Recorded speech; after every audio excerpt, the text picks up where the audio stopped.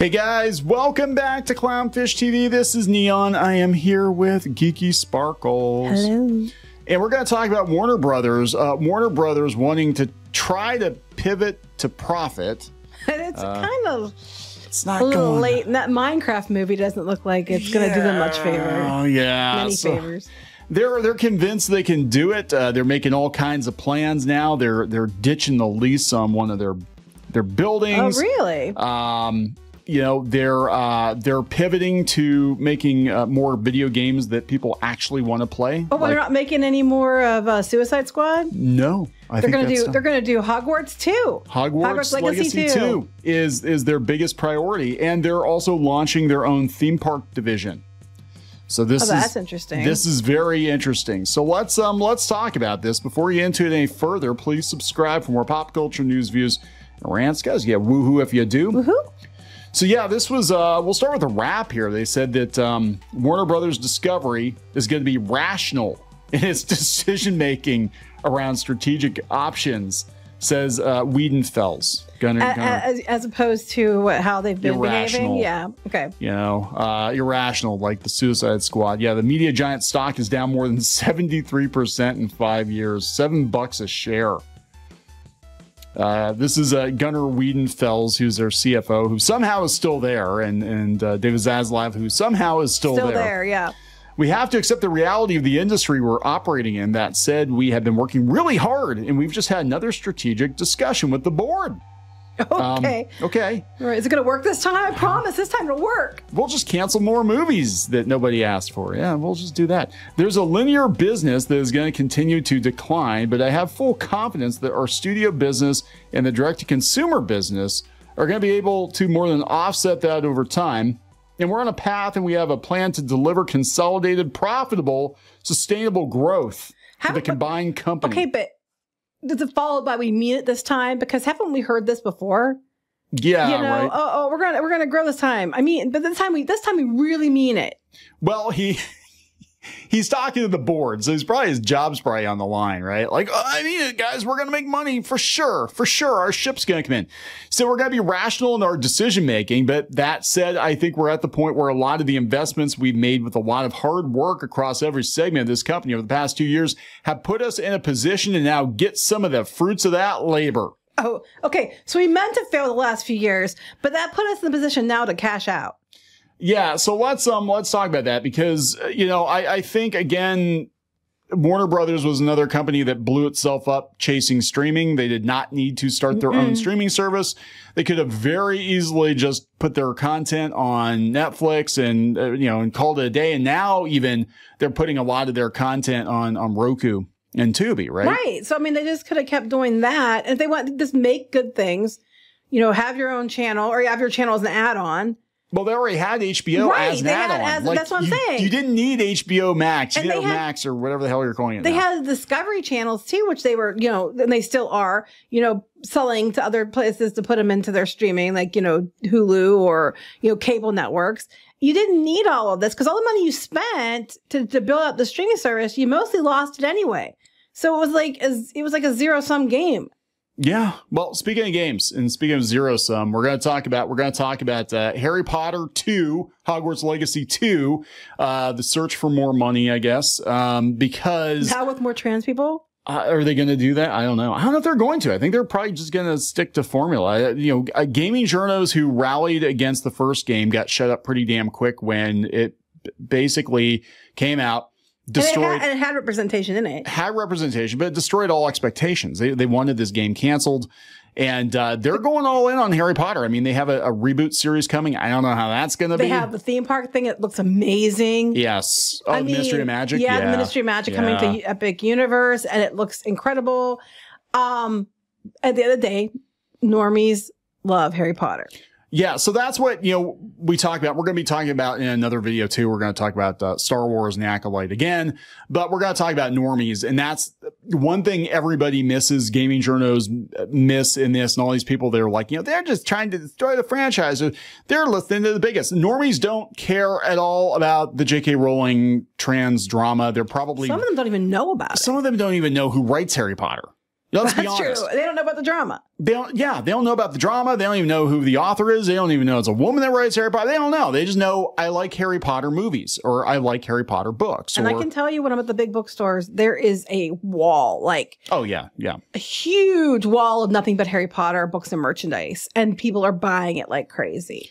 Yeah, and they made a point of saying during their last call that they lost $200 million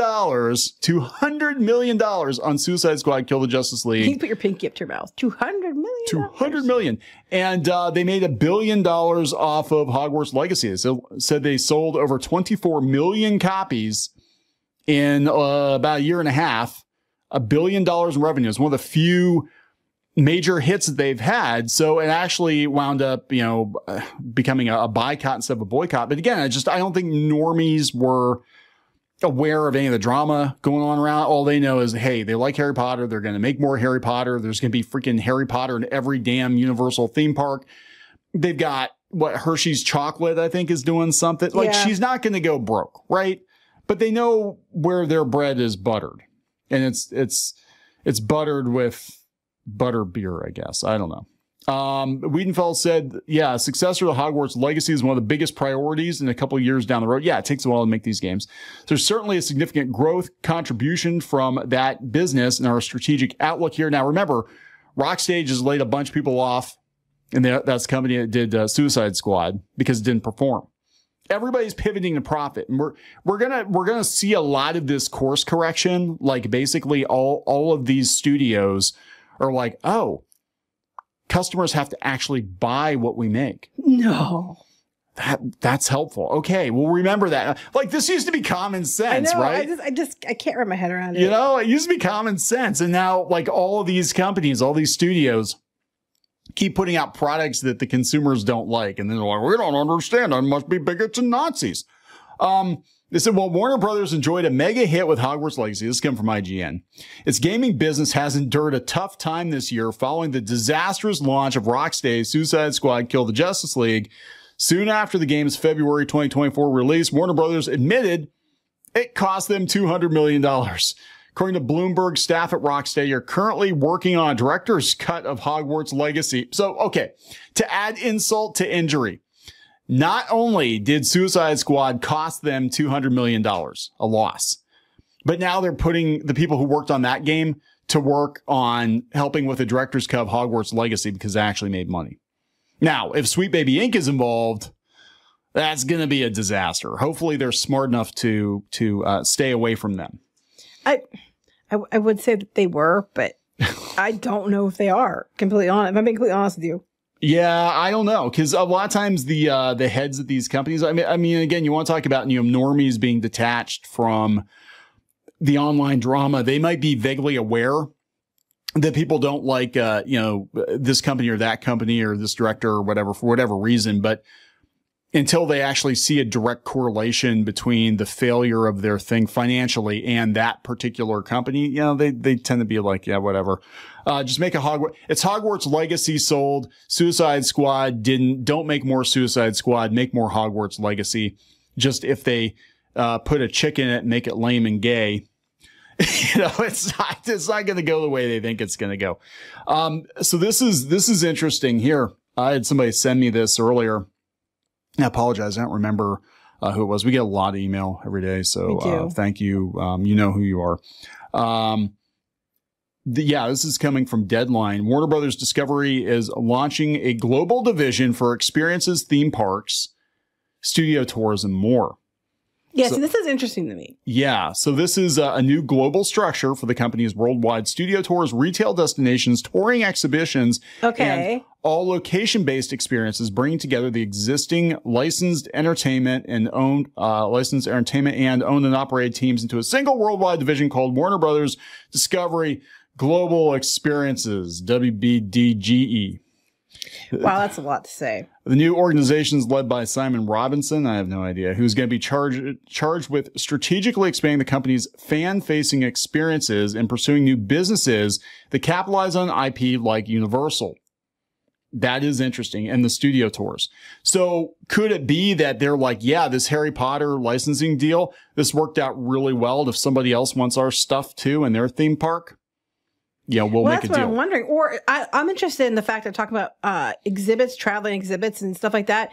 Because more and more we're seeing these things where, like, I know, example, Jimmy Fallon's doing some kind of Halloween Horror Nights-esque thing in New York and stuff where they're doing these offerings and they're taking them on tour. We saw it with Stranger Things and stuff like that. I'm wondering if they're considering, besides being able to, maybe they might do their own theme park after seeing Epic Universe, but they might also be wanting to do some of these exhibits that they could take around and go to different cities and stuff with, which they could tie into their games or films or shows or whatever. You know what would be fun is if Spirit Halloween, if it was part store and part Halloween Horror Nights, like actually have a house in Spirit, like an actual like, you know. The thing is, you have to have only certain ones would be big enough to do that, but yeah. Yeah, but you could do. There's enough mall space in most locations. Yeah, just take the whole freaking mall, like take them in Monroeville Mall and turn it into a zombie experience. There's still, you can't do the whole mall. You can't do the whole mall, but you can take part. I mean, I'm thinking 98% of the mall. You know, I mean, Pittsburgh Mills has a lot of empty space. Oh, Pittsburgh Mills has had empty space. For anybody who's from the Pittsburgh area, right? Pittsburgh Mills was this massive mall that they built on the outskirts of Pittsburgh. And I don't think it was ever full, but they built it like as malls were declining. It's a beautiful building. Yeah, you did build it kind of late. But it's empty. I mean, it's like you have to walk like... And it's cute. It's up like neighborhoods and stuff. It's really cute. Yeah, anyway, I digress. Turn it into hipster housing or something. I don't know. Anyway, yeah, I said they're going to... I think they do have a haunted house that comes into that one, though. Oh, they do? I think they do, Oh, yeah. I thought they had like an escape room or something. Maybe they do. I think they have a haunted house area. I know it was over by where Bath and Body Works was. Anyway. They had the one year they had the Christmas tree lights. That was fun. The drive-through. Yeah, that was fun. We went to that. Anyway. Bring that back. Okay, let's anyway. get back to the point. Anyway, back to the point. The point here is they're going to try to do location-based entertainment inspired by Harry Potter, DC, Looney Tunes, Scooby-Doo, Game of Thrones, Friends, Discovery, and Friends. Well, Friends is really big again. Just make the coffee shops. Make the Friends Central Perk. Yeah, just make it. Start a line of Central Perk coffee shops. Are you friendless? Well, friends are coming to your town. This reminds me of like friendless. Here comes Friends. Here comes some friends. I'll be there for you. Except for Chandler. Everybody but Chandler. R.I.P. Yeah, so he's going to report to this guy who I don't really give a crap. So it's interesting though. It sounds to me like they're going to go all in on theme park stuff. Now, this could maybe tie in with Universal building these like micro parks all over the country. Well, yeah, that's what I was thinking about too. Like, Mattel's doing it. Yeah. Universal's doing it. I know other places other parks are doing it. And they're doing these little pop-up parks, but they're small. Like, they're not like, you know, a Magic Kingdom size park or like they might be like one theme park, not like a whole resort, but they're small, but they're cute. And they are putting them around different places. And I'm kind of wondering about that when they said that they're talking about experiences and theme parks. And the studio tours, they're talking about like their studios at Warner. Yeah. So it makes sense because a lot of these little pop-ups are going all over the place. You know, we saw that before though in other countries like Japan, and now they're all like a bunch of them are abandoned. But you know, we had a lot of little theme parks in the U.S. like back in the 60s and 70s, and a lot of them are abandoned now, even in the 80s. Like Japan has all these like Anna Green Gables, like theme parks. Like it was really big for a while, but Spirited Away, you know, they base that on an abandoned theme park because it's very very common. They use abandoned theme parks a lot as themes in the Japanese stuff. Yeah, so maybe it'll be like malls here someday. We'll have a whole bunch of abandoned theme parks. But anyway, and they're giving up this building. This is Hudson Yards. They're going to offload another chunk of its massive footprint because they don't need it. And we're going to see a lot of this. A lot of these studios just downsizing because they can't afford to be as big as they were and paying $100,000 a month to be in some office building that, you know, you can outsource those jobs or they can work from home or just get rid of them. Because a lot of these companies are doing that. There's going to be a lot of office buildings that sit empty. So what's going to happen to these buildings, I wonder, you know, apartments or something, because there's a lot of buildings going to be sitting empty as companies pull their leases. Do you want to be in New York City? Do you want to be stuck in a lease in New York City right now? I wouldn't. Well, wasn't Disney supposed to build something in that area too? And I don't know if they ever built the building. Yeah, but I don't think they built it. They were going to build some big... I never checked into it again after they said they were going to do it. Talked about it, and then the pandemic happened. Yeah, I said the pandemic happened in there somewhere, so I don't know if they actually did it or not. There were a couple of Hollywood studios that are talking about, you know, building around Vegas, now Nevada now, because of the tax breaks. So they're like, yeah, we're not gonna have, you know, New York offices and LA offices, and we don't want to deal with the unions, and we don't want to deal with the trash on the street and the shit on the street and all the other shit that goes with it. So we'll just, you know, we'll take our business elsewhere.